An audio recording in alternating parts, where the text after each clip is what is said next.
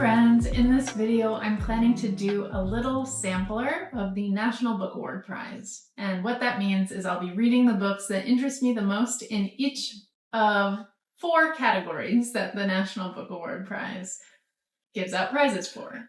So I'm filming this just a little bit out of order, so let me drop a timeline for you. Today is October 8th. It's a Wednesday, which is weird for me because I don't usually film on a weekday, on a work day.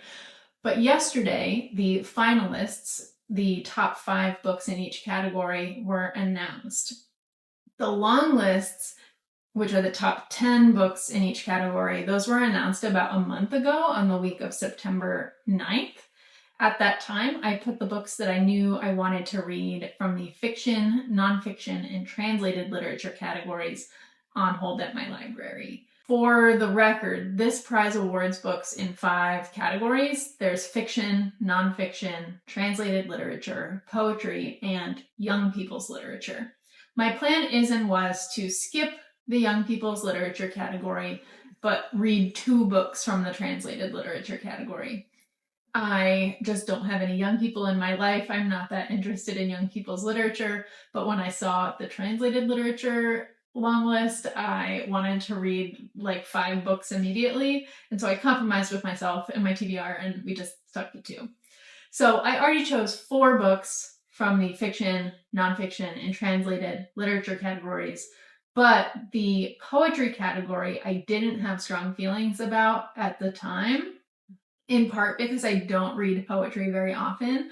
So my plan was to pick my poetry book off of the shortlist with the hope that narrowing down the options would make that choice easier. I don't really know that it was easier, but I chose my final book. So let me discuss the books I'll be reading. The first book, which I have already started reading, is Are Green and Trembling.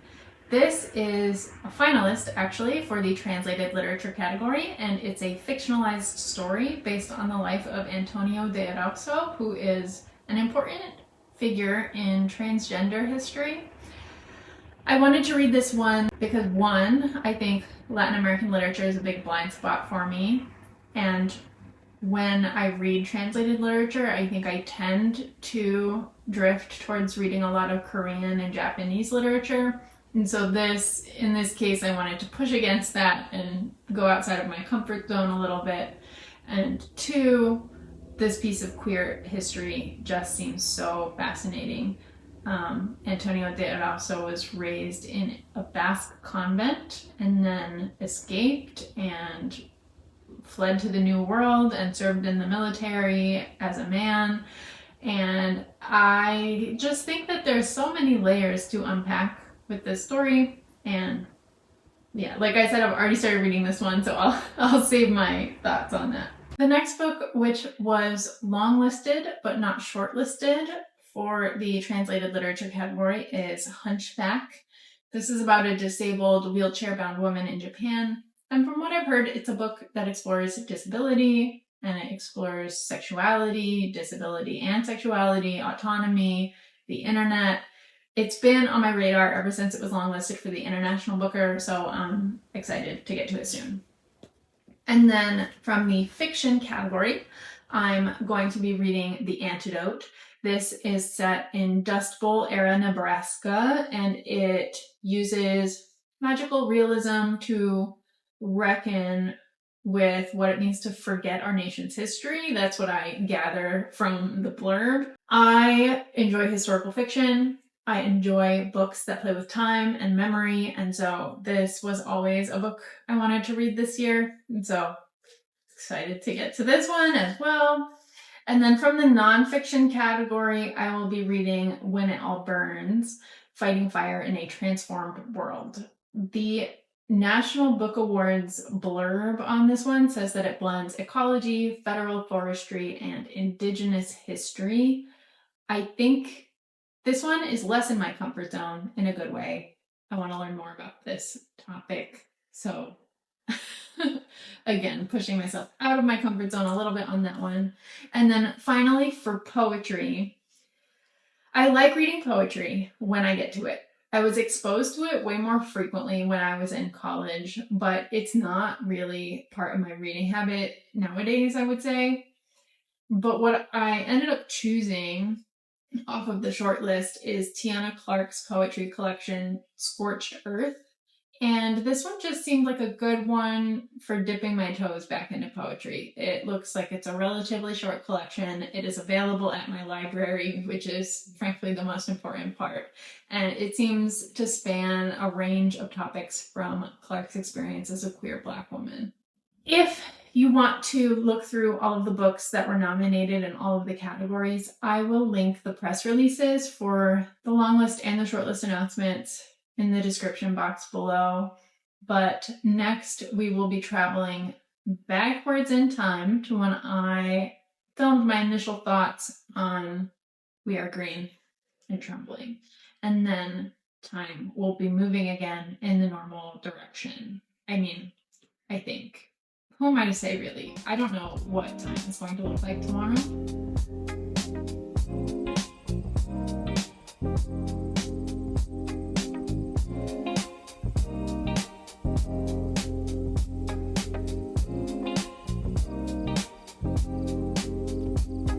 I've already started reading a book off of the translated literature long list, which is We Are Green and Trembling by Gabriela Cabezon Camara, and it is translated by Robin Myers.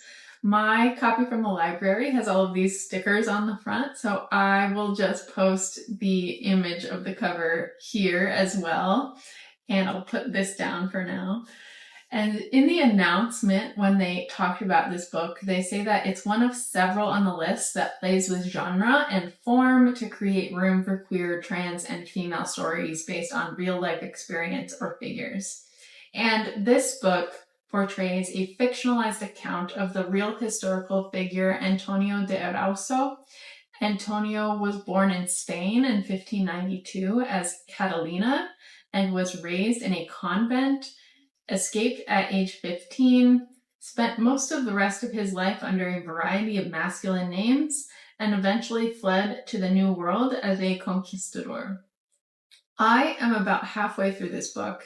It's under 200 pages long, but it is taking me quite a while to read, and I'll talk a little bit about that after I explain the premise. So this book begins after Antonio has escaped execution and deserted the Spanish army with two young Native American girls and also some animals, some monkeys, a mare, and a dog. They are in the jungle on the run, and he is writing a letter to his aunt, the prioress of the Basque convent that he escaped from as a young girl. And I think part of why this is taking me so long to read is that it is told in a very fragmented way. You have the flashbacks in the letter in which Antonio is thinking about his much younger self and how he escaped the convent and began a new life as a man. That letter writing is frequently interrupted by the interactions he is having with the young girls in the jungle, and those chapters as well are interleaved with flashbacks to Antonio's more recent experience in the Spanish army barracks. So it's a lot of narrative interruption. We're never lingering too long on one storyline or one narrative voice, and I think my brain is really struggling with that at the moment. I don't know if it would always, but the way my brain is finding it now is it can't focus. The writing, though, is very beautiful, particularly in the letters, and it has surprising turns of phrase that do please my brain. So early on, Antonio describes the jungle as a volcano in an eternal eruption that does not kill. And then another passage that struck me was when he describes the ocean. He just says that the ocean caressed me with its colossal teeth. And that kind of imagery is really striking. I love that. And I think that is the kind of writing that is asking to be read more slowly and with more focus than I've been able to give it lately. The obvious theme I'm seeing so far is one of escaping tyranny and oppression in its various forms. So The midway update, the summary is that I'm finding the structure of this book pretty challenging for maintaining my focus and maintaining my interest, but I am drawn in by the poetic language. I have not read a book by this author before, and I do think the language is really interesting and thought-provoking in and of itself. Quick update before I go on my run. It took me 2 weeks to finish We Are Green and Trembling. My thoughts on it didn't really change. The writing is lyrical and full of imagery. It describes the jungle in beautiful ways, and it describes death and war and colonial rule in vivid, disgusting ways. It introduced me to a fascinating figure from history, but I did not find this work in any way propulsive to read. So if you are in it just for the writing, for beautiful language, go for it. If you need a strong plot, maybe not. I'm going on a short 2-day work trip this week to Cincinnati, and I'm thinking I'm going to bring Hunchback to read on the plane since it's small. And then I have the physical copy for When It All Burns, but I also have the audiobook copy, so I'll plan to just listen to it while I'm traveling, and we'll see how far that gets me. See you on the other side.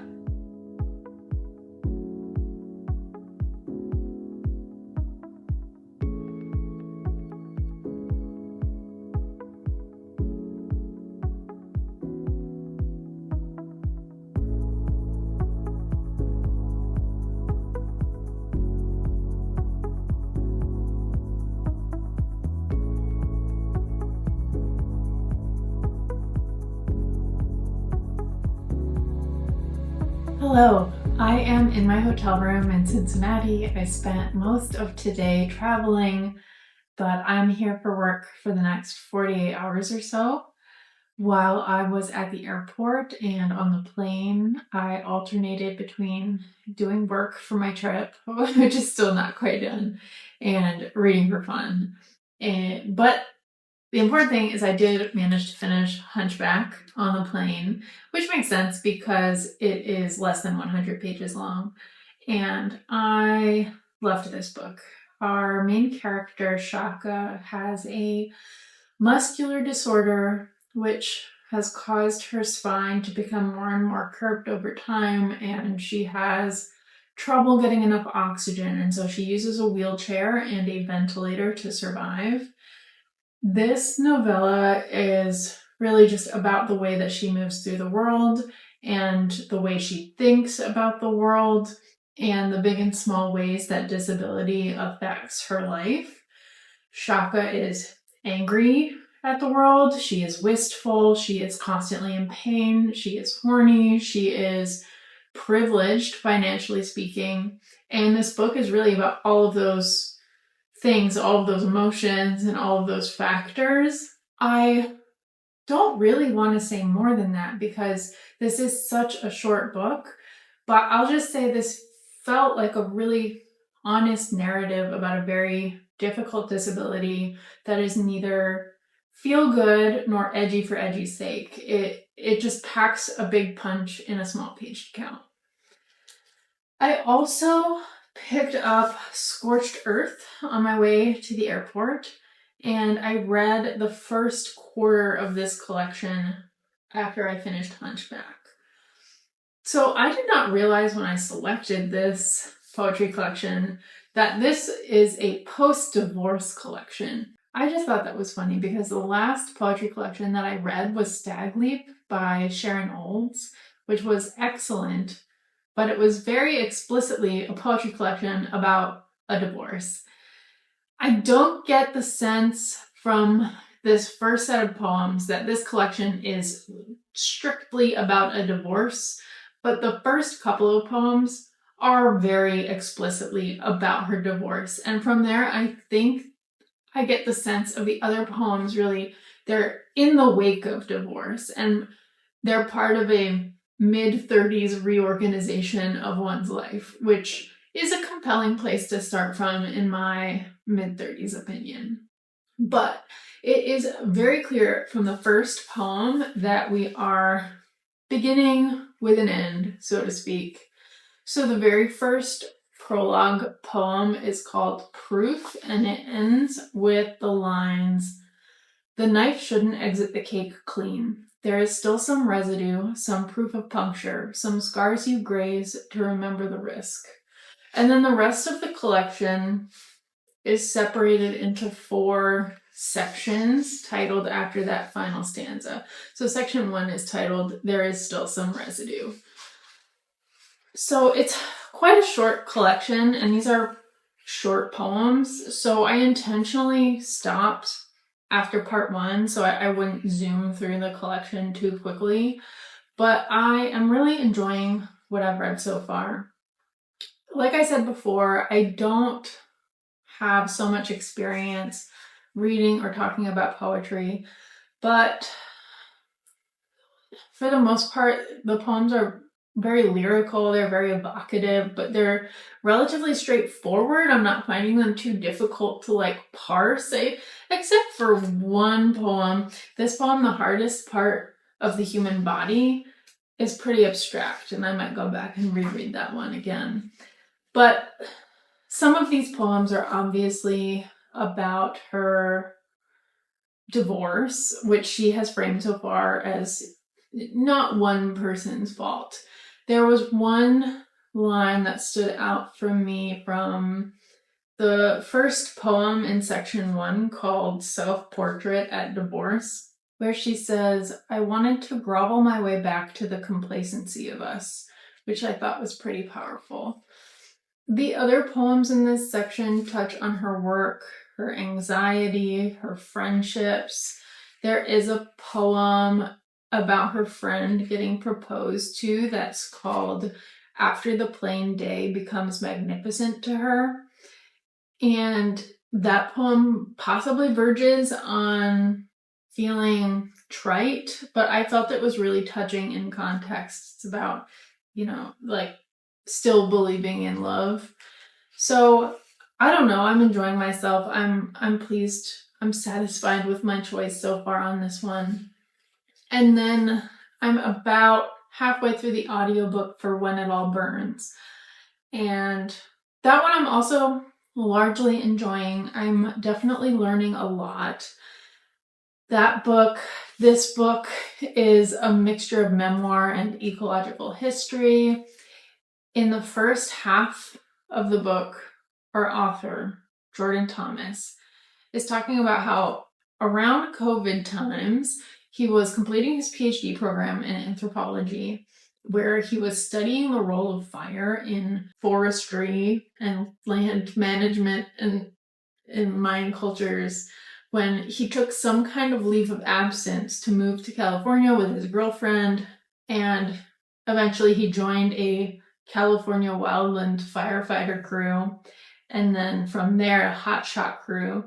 And the hotshot crews are the teams which are deployed to the most high priority fires around the country.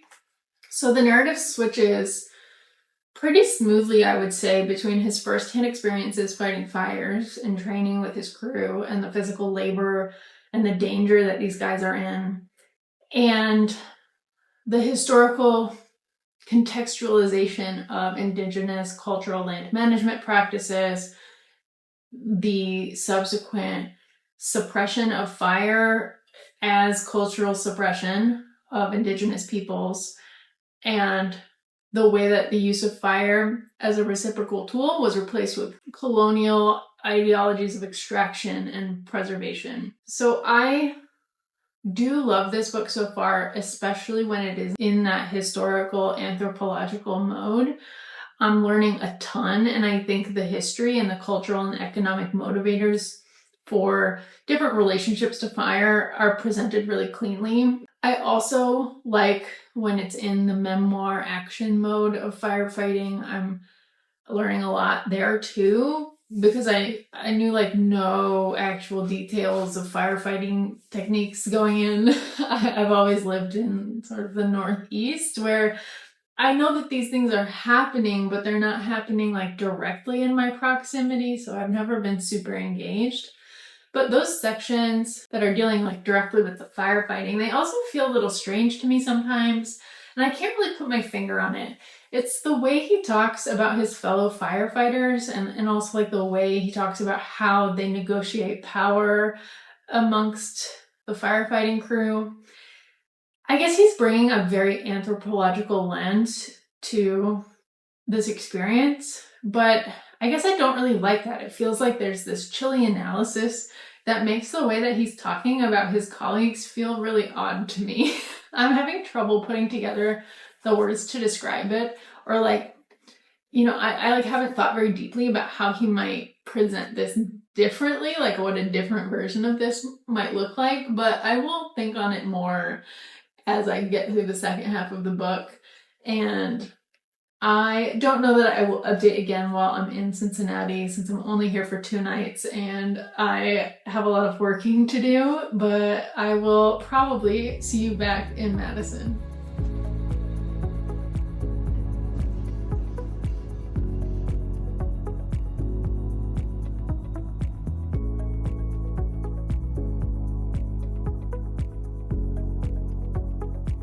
Hello friends, as you can see, I am back in my home. It's been a little more than a week since my last update, and I've finished When It All Burns and Scorched Earth, and I've begun the Antidote. So let me try to collect my thoughts about all of the above. First up, Scorched Earth. I did really enjoy reading the rest of this. One of the things that stood out to me in the latter half of the collection is that Tiana Clark really relishes in references to other texts in the concept of art responding to art in general. And I say it stood out to me. There's one poem that is called Broken Ode to the Epigraph that really calls your attention to the use of the epigraph as a tool. It begins, "Oh, intertextuality," and it's one of my favorite poems from the collection because I too love a bit of intertextuality. But the amount of intertextuality did make me doubt sometimes if this was really the right collection for me to have chosen at this point in time, at least. So many of these poems start with a quote or a dedication, or there are references within the poems, and I was often not aware of the original quote or poem or poet who is being referenced, which does make me wonder how much I was missing, and if this is more so geared towards other poets or people who just read a lot more poetry than I do. But it's not like the poems don't stand on their own. I just sometimes felt like I was probably missing layers that would have made the poems more meaningful. That said, I did really enjoy this, and I did like how much variety there was in the poems themselves, so it did live up to expectations in that regard.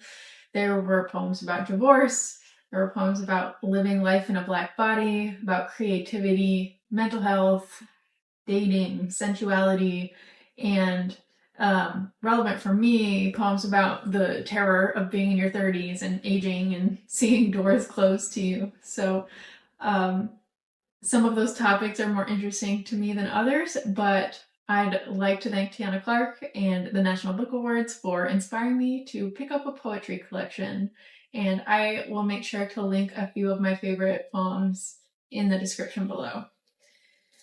Next, When It All Burns, I also really enjoyed the blending of modes from well-researched history and science to political and economic analysis to the author's reflection on lived experience is fascinating. And I think it really effectively transitions between those modes throughout. And I won't take back what I said about the reflections on hypermasculinity in the firefighting crew feeling awkward and out of place, but in total that really didn't take up a large part of the book's focus. So I will just chalk that up to Jordan being an anthropologist and feeling compelled to write about anthropologist things. Towards the end of the book, he talks more about current initiatives to do prescribed burns in California and the challenges that they are facing in the light of public opinion and various economic interests. Not to mention the effects of continued climate change and the way that that makes it increasingly difficult to predict and control what will happen, even in a controlled, prescribed burn scenario. And I really appreciated that the book left off on a forward-looking note, even if the direction of the future is a little ambiguous. So I would recommend this book to just about anyone interested in this topic, especially for someone else who, like me, you're not very knowledgeable in this subject going in. And I would especially recommend it for someone looking for specifically like a broad historical and economic examination of wildland firefighting. Moving on to the Antidote. I am now almost 40% of the way through this one. I was a bit worried when I first started because it was slow to get going, but by now I feel like the magical mysteries are really starting to ramp up and I'm in it. This book takes place in the small town of Uz, Nebraska, and it begins with the true event of the 1935 Black Sunday dust storm. The book also rotates through several different point of view characters, and I think that aspect is part of why it felt so slow to get going for me, because you're being introduced to so many characters at once. First, we have our prairie witch, who has the ability to store people's memories like a vault. People will tell her their memories, and after doing so, they don't remember the memory, and she doesn't either. But she's able to hold on to them so that they can come back and retrieve their memory later for a fee if they want. But the problem is, in the very first chapter of the book, the prairie witch realizes that her vault of memories was somehow emptied when the storm swept through town. She no longer has the memories to return to them. And after the dust storm, a lot of her customers want to get their memories back before they ditch town forever. Our other characters are Herp Oletsky, who is an old farmer whose land has somehow remained unharmed from the dust storm. We also have Dell Oletsky, who's Herp's niece, and she has lived with him ever since her mom was murdered by a local serial killer. And Dell is escaping into her love for basketball. We also have a sentient scarecrow point of view character who seems to have been awakened somehow with the dust storm. And I just met Cleo Alfrey, who is a Black woman who is working for the government, taking photos of life in the Dust Bowl. And speaking of photos, there are photos in the book occasionally. So this is, I think, Herp's opening chapter. And I thought the period photography was a fun way to help set the mood. Like I said, I think the pacing is a little slow. I think the writing style is pretty wordy and atmospheric, but there are several mysteries unfolding that are keeping the interest going. Why did the prairie witch lose those memories and where did they go? What is going on with Herp's farm? Who murdered Dell's mom? There's this background subplot about a boy who is currently on death row for confessing to this serial killing spree, but all of the subtext points to this being a confession that was made under duress. So if he didn't do it, who did? And my guess is that everything is going to come back to those lost memories. There are lots of seeds being planted here about the concept of loss as well.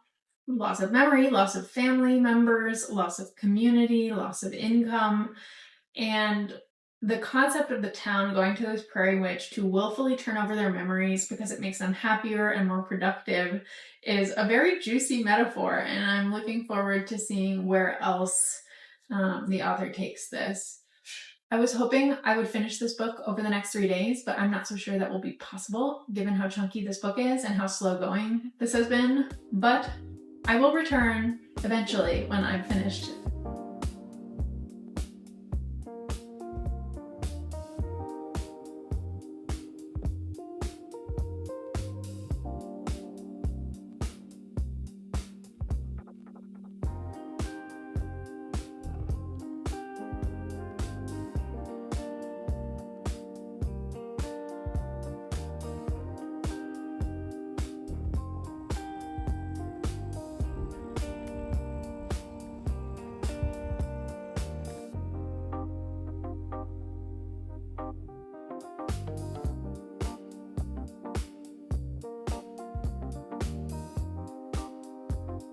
Okay, I did finish The Antidote and therefore my National Book Award reading project. Let me see what I can say before the sun sets and I run out of light entirely. How did I feel about the ending of The Antidote? I think I ended a little lower than I started with this book. This is a very ambitious book, and the writing was often beautiful at the sentence level, but as the story progressed, I couldn't help but feel that the story was just biting off more than it could chew.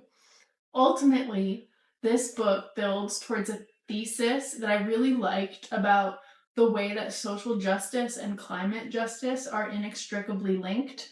Sylvie's down here looking at me. Hey, come up. Anyway, I actually feel that The Antidote and When It All Burns are very closely thematically connected in that they both make a very clear case that settler colonialism and the suppression of Native American culture and stewardship of the land has direct ties to subsequent ecological disaster.